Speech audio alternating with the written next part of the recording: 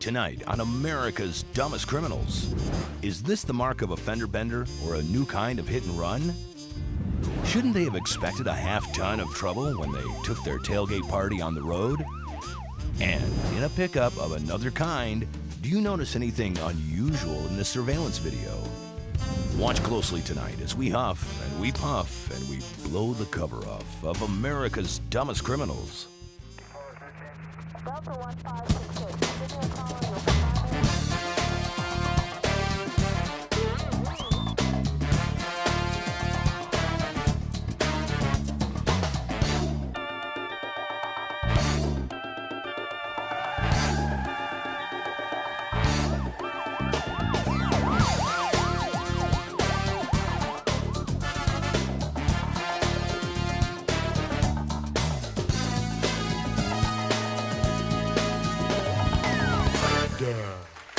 Now, welcome your hosts for America's Dumbest Criminals, Daniel Butler and Debbie Allen. Yep. Hi there. Hi, welcome again to America's Dumbest Criminals. Yep, we've got a great show. So, drop whatever you're doing and I'm really sorry. Excuse me. I'm sorry.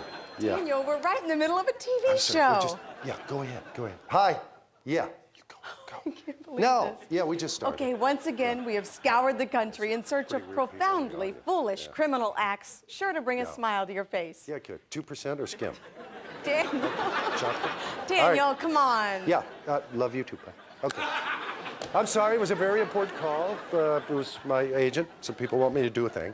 All right, either you do that thing or you be on America's Dumbest Excuses. No, that's okay. I'm sorry. Where were you? Go right ahead. All right, I was about to introduce the first story. All right, go ahead. That's good. Okay. Remember the awe you felt as you watched the first walk on the moon? There were no words to describe what you felt. Well, there are no words to describe the picture you're about to see. So fortunately for us, it was caught on camera. Well, one mid-morning in late October, we received a report from a major computer component manufacturing plant. Their security called us and said there was a suspicious person in their parking lot. So of course we sent units out to the scene to check it out. To our surprise, once the officers got on the scene, we found a man dressed in black bra, black panties, and a pink tutu, not to mention high heels. He was inside the parking lot there checking out cars. Once our officers approached this man, security and the police had to take foot pursuit to this man, had to chase him through the parking lot, outside the plant, and they went to a residential neighborhood. Once the officers just about got up to the suspect, he climbed over a wall, and in doing so, he broke a heel. Well, of course, our officers went around, went through the house, went to the yard, and we arrested the man. I guess the moral of the story, as far as the way the guy was dressed, was you must wear flats or tennis shoes, don't wear heels. But everyone's asked me, why is he dressed like this? I guess sometimes the guy just likes to feel pretty. Usually, you go to a car lot, you kick the tires when you're checking out a new vehicle. Well, we found a situation involving a minivan that got out of hand and out of foot, and it's indelibly marked as something to remember me by. Myself and another officer, we responded to a local restaurant for a criminal damage to property report. Someone had kicked a van that belonged to the restaurant and left a rather large dent on the side of the van door. We spoke to the owner of the restaurant and the owner of the van, and he advised us that just minutes prior he had engaged in an argument with a subject who had come into the restaurant.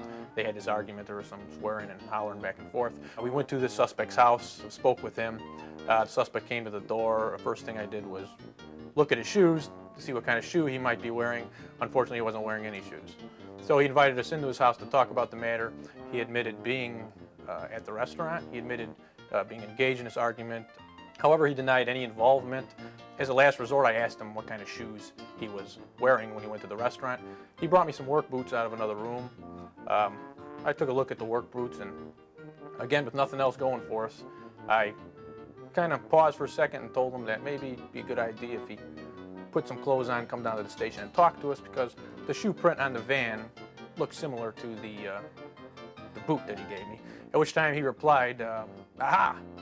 He said, that's bull, because I wasn't wearing these boots when I kicked the van, but I was wearing these. And he walked into the kitchen and brought me a new pair of sneakers, which matched the shoe print on the van perfectly. And he was subsequently arrested for kicking the van. And now he's kicking himself.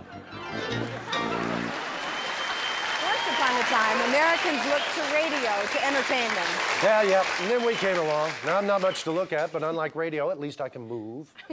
Radio delivered great shows like The Lone Ranger, Fibber McGee and Molly, and The Shadow. Who knows what evil lurks in the hearts of men? Well, for the answer to that question, we look to a surveillance camera hidden in an antique radio. Take a look. In the sting operation, we had a storefront, a business where we put the word out on the street that we'll buy stereos and TVs and car stereos, stuff like that, and anybody can come in and just sell it to us. And we had put cameras, various cameras in the storefront, and one of them was in a radio. And this guy was one of the first customers we had in there. He came right in there, and while I'm standing behind the counter, he looks past me at the radio and points at it and says, "I know what that is," which scared everybody. I said, "What do you mean you know what that is?" He said, "I know exactly what that is."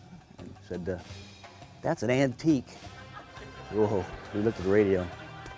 He didn't know it was a camera, but we were happy after that.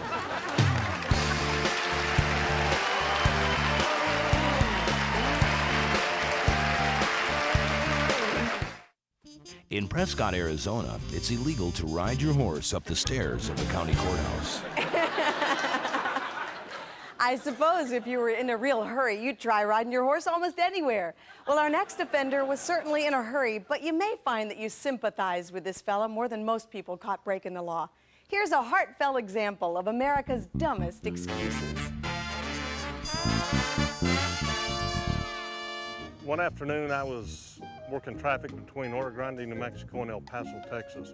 I pulled over a vehicle who was running extremely fast, and the guy jumped out of the car and he ran back to mine, which startled me.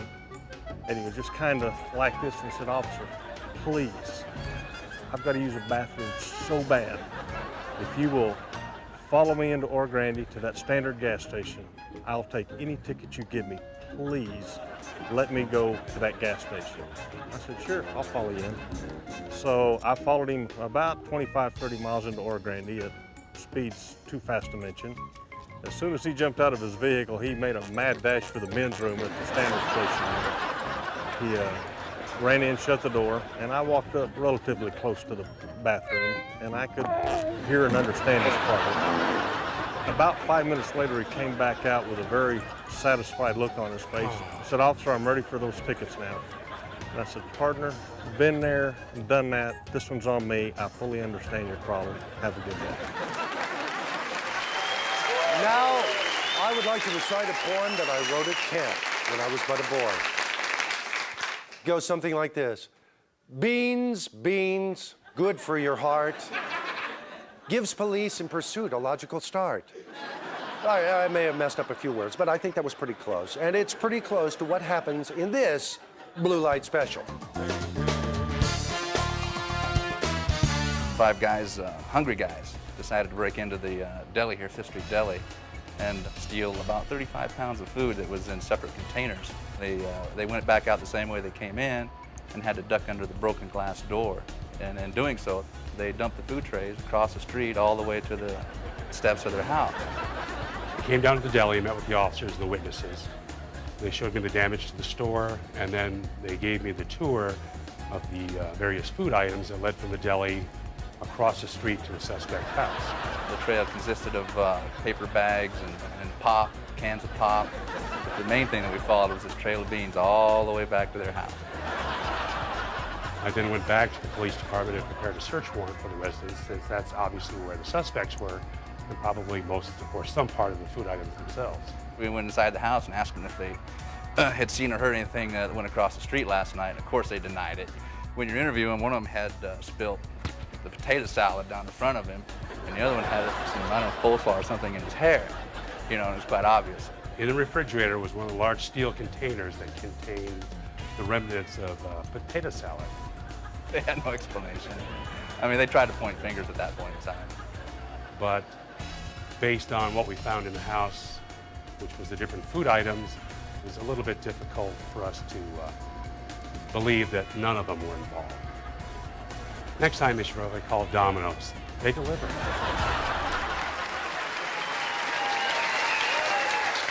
Okay, maybe you've heard this joke before. What do you call a bus full of lawyers going off a cliff that has just one empty seat? a shame.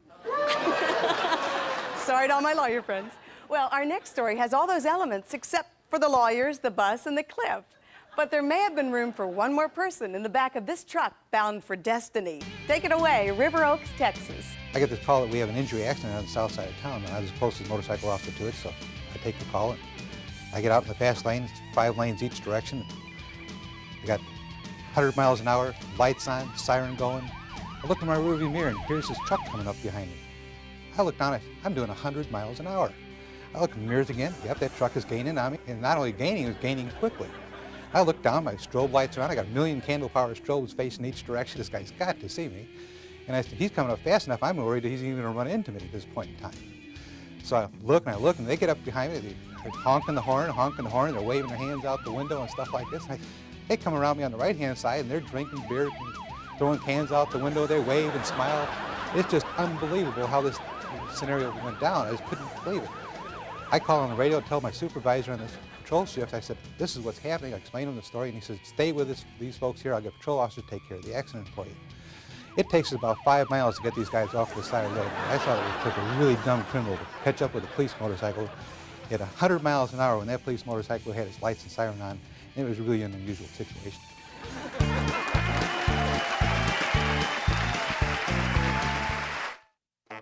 When traveling, the crew of ADC eats at Tony Roma's. Tony Roma's, over 200 locations worldwide. And now with news is a man who is to journalism what Austin Powers is to dentistry. Here's Dan with ADC Headlines. It took almost no work to flush out a man who repeatedly called 911 to complain that his toilet was overflowing and flooding his home. He called 7 times, demanding that a deputy be dispatched to his house. Well, he got his wish and a citation for abusing the response system. 9 minutes after being freed for serving a 5 to 15-year sentence, an Ohio man was bounced back behind bars. The reason? His irritable buddy who picked him up. His chum threatened a guard, then drove off with Mr. Newly Paroled in a stolen vehicle. Then when police stopped the car, they discovered the driver was an ex-con with a suspended license. All right. Well, because the paroled man wasn't supposed to associate with anyone who had a criminal background, both landed in jail after 9 minutes.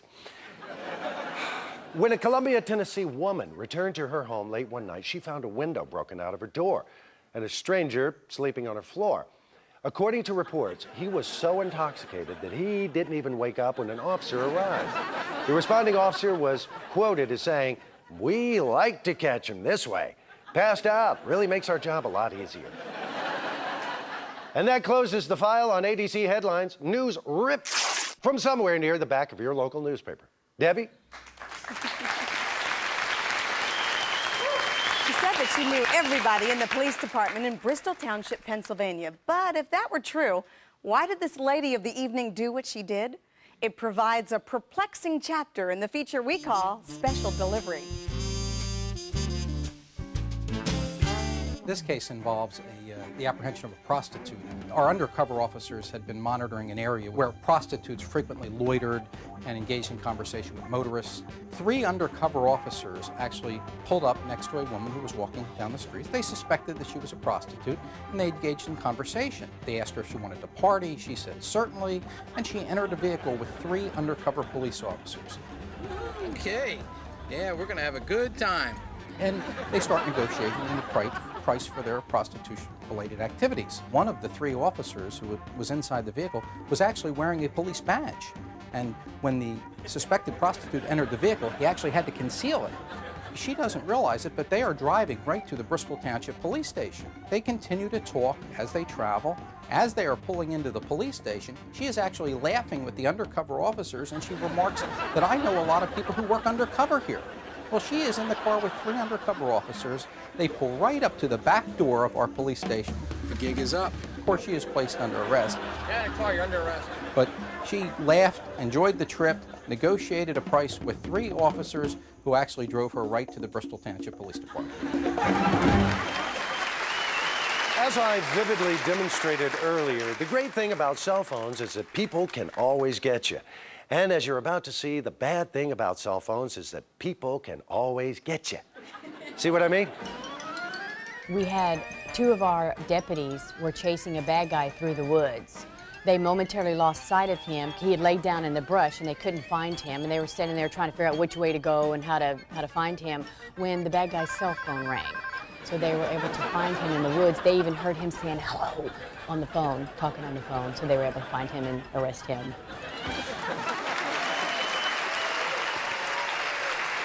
Now, let's look back at one of ADC's greatest hits from the year 1997.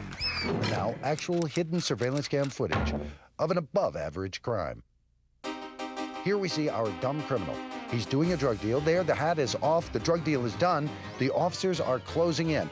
Now, the dumb criminal flicks the drugs right at the arresting officer. Now he flashes his innocent smile. Who, me? Now he appears to make himself look larger to scare away the four men with loaded weapons. Let's see that again on instant slow-mo replay. There he flicks the drug, almost hitting the officer. The officer has him out of the car. There's the innocent smile. And now he's going to appear to become larger. Is he 5 feet tall? Is he 6 feet tall? No, he's 7.5 feet tall. But I think he can kiss that basketball scholarship goodbye, unless, of course, he's going to the SEC. In this surveillance cam footage, an officer proves you can't count on the dumb criminal who can't count. This is a hidden camera of a drug deal going down. The man on the left is an undercover narcotics officer. The man on the right is a dumb criminal. Unfortunately, the dumb criminal is the one counting the money. Outside, 8 SWAT team members are ready to make the arrest as soon as this dumb criminal finishes counting his money. Okay, he lost his place again. Now, as soon as this man finishes counting the money, the SWAT team will move in. Okay, now, I think he's finished counting the money. Yes, okay, he appears to be leaving. Now, the SWAT team comes in, forcing him to use a calculator.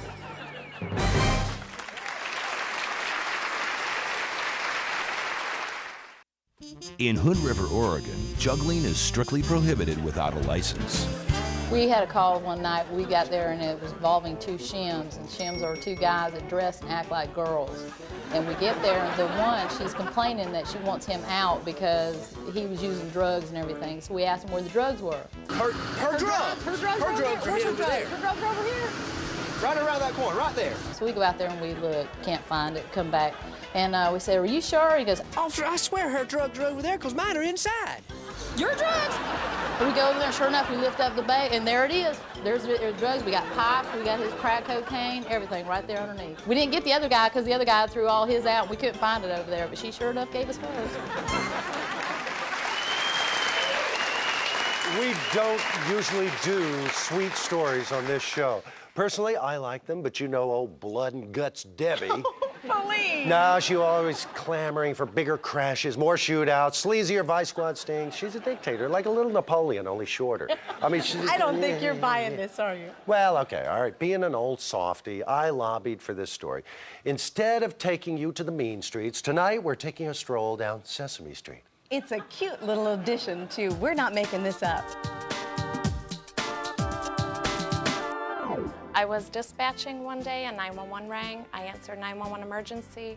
A little boy was on the other end crying and he was frantic saying, the garbage can's on fire, the garbage can's on fire, and he hung up on me. So I called back and his mom answered and I explained what had happened, asked if everything was okay. And she said, I'm so sorry, he's watching Sesame Street and Oscar's garbage can is on fire. She said, there's not a problem in the house, it was on Sesame Street. I love a happy ending. Oh, me too. And we have an opportunity to give our viewers one now if we say our goodbyes right now. Well, thanks so much for joining us tonight. If you've got a lead on a story or you just can't wait till next week for more state-of-the-art stupidity, visit our website at www.dumbcrimes.com. We want to thank you for joining us and extend our gratitude to the law enforcement officers who make the show possible. Every day, they lay their lives on the line to keep us safe from the stupidity of would-be criminals. As always, we hope that we've all learned from others' mistakes. But if you haven't, we just might see you next week on America's Dumbest Criminals. Bye-bye.